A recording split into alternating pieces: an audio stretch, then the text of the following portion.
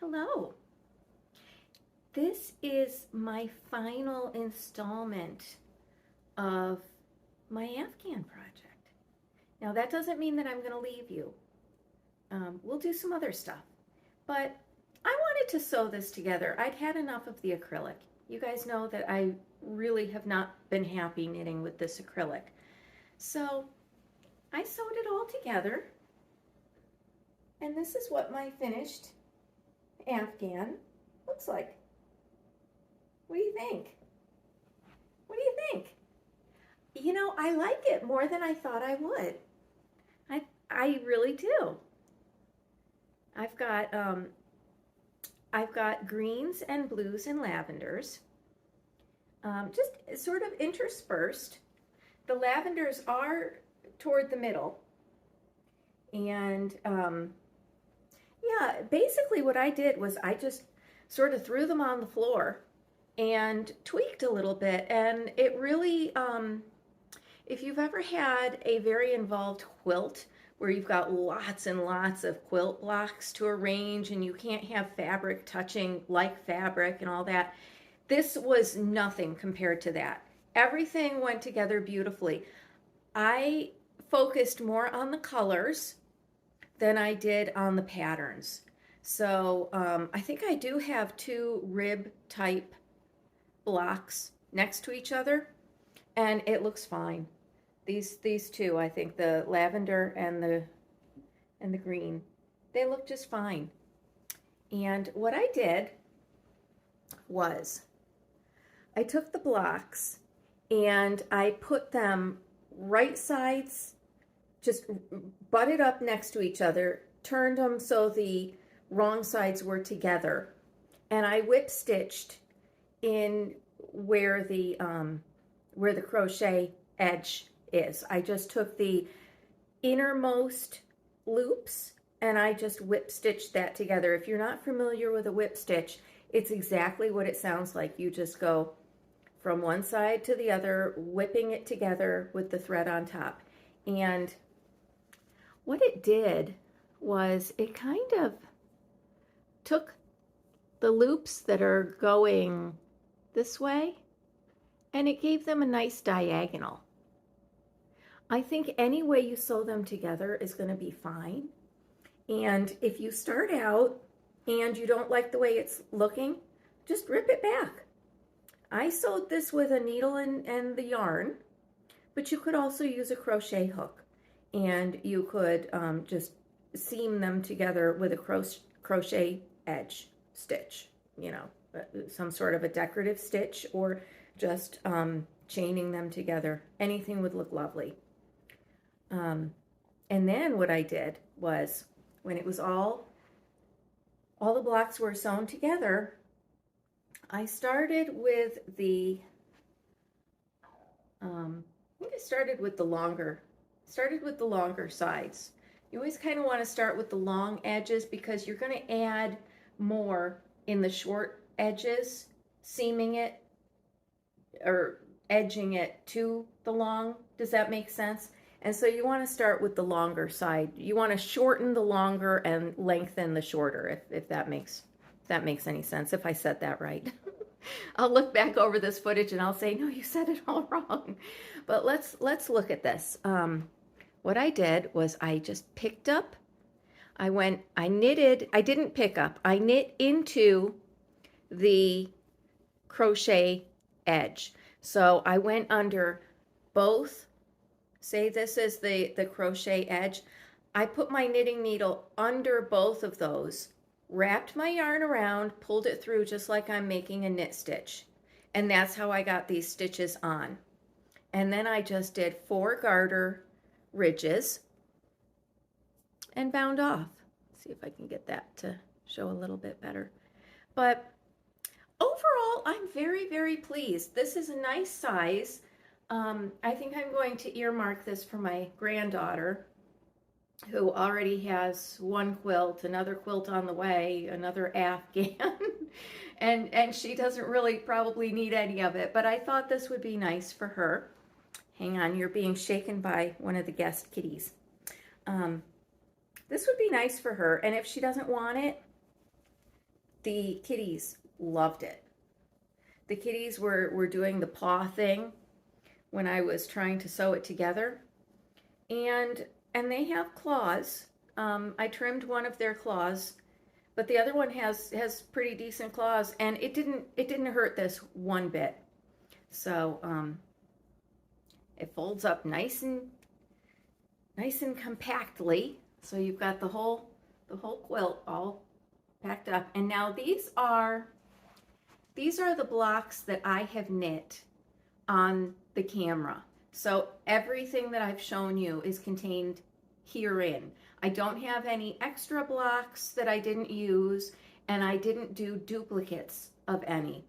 And this gave me, I think it's 4 across and 4 down, so 16 blocks. So if you wanted to duplicate some of your favorites, or some of the, the decorative standout ones, or even if you wanted to duplicate some of the ones that sort of fade, give it oomph without a lot of flash, you could have a much larger Afghan. And another thing that you could probably do is duplicate this whole thing and join them so that you have no wrong side. You could have two right sides and have it twice as thick. That would be kind of cool too. I think what I would do in that case is when I'm doing this edging, I would just loop it over and join it to the other, and maybe put a few tacking stitches in the intersections. That would be a fun thing to do too. So with these little blocks that we've made, there's a lot that you can do with them. I think they're very worthwhile. And let me show you something real quick. Hang on. I was just out. I'm going to have this in a different video, I think, but I ran into this book. It's The New Knitting Stitch Dictionary by Lydia Kloss. And let's see, when was this? 2021. So it's not brand spanking new, but it was new to me. And I leafed through it, and there's a honeycomb pattern and woven and introductory cables, and I thought, the last thing I need is another stitch dictionary. But then I saw some really intriguing patterns. Here's some neat, color work kind of patterns, and I thought, yes, look at that for a little boy. Wouldn't that be darling on a little boy's sweater? So I couldn't resist, So I picked this up, and I think I'm going to do another project with this book. And since it is a dictionary, I thought, what better way than doing another sort of sampler type thing. I've got yarn for a very, very, it's nice Falklands wool with some silk. It's very elegant and very soft.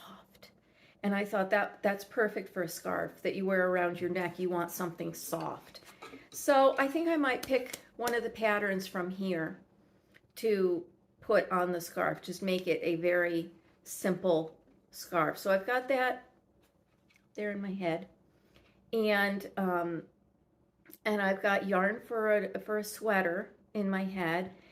And boy, that sailboat looks awfully cute. I could see that even for a little girl on a white sweater, just put in there in the sweater, So lots of knitting ideas, lots and lots of knitting ideas, which I will bring you along on, should you care to join me.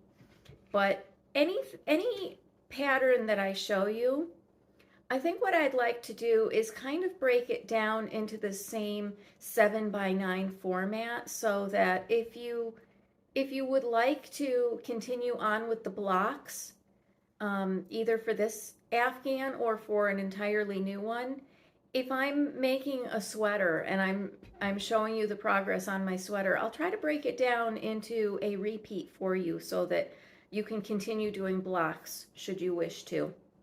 And got another cat by the it's fun with these cats. They're challenging. You may or may not have noticed I've been away for about 2 weeks, and that was because I was knitting a sweater for a magazine. It's a stranded pattern. I would like to say Fair Isle, but I don't think it's strictly Fair Isle. I don't think the colors change enough to be a Fair Isle, so I'm just calling it a stranded sweater. It was, it was involved for me. The brain doesn't work as well as it used to. And so there was pretty much steady knitting that I was buckled down to, and I also did some cross stitch for a magazine, and that's also kind of hush hush. But now I'm free. I'm free, and so now I can do all the projects that I would like to do, and I can share them. So as soon as I get the knitting needles out again, I will take you along on my next project, but that will be under a category of just knitting. I'll bring you hopefully weekly knitting updates on what I'm getting up to until I start another. I have my sock series, which is not really well viewed. If you know anybody who would like to start knitting socks, I hear about it a lot. Oh, I'd love to knit a pair of socks, but I need help. I need somebody to hold my hand. Tell them that I've got that going, because I think it's pretty informative. I would have liked it when I knit my first pair of socks. But yeah, so I will bid you adieu for now. Um, Keep on knitting whatever it is you're knitting. If you'd like to start sewing your blocks together into this cute Afghan, it's nice and warm. It's acrylic. It doesn't really breathe. It doesn't breathe like wool does. But I'll tell you what, if you're cold it looks bright. I've got a very bright house, but it's actually very gloomy, very overcast, and it's cold again. It got down into the low 30s again, and acrylic's great for cuddling under. And if you want to eat or drink something, you can drizzle your coffee on it, and it's no problem. Just chuck it in the washing machine.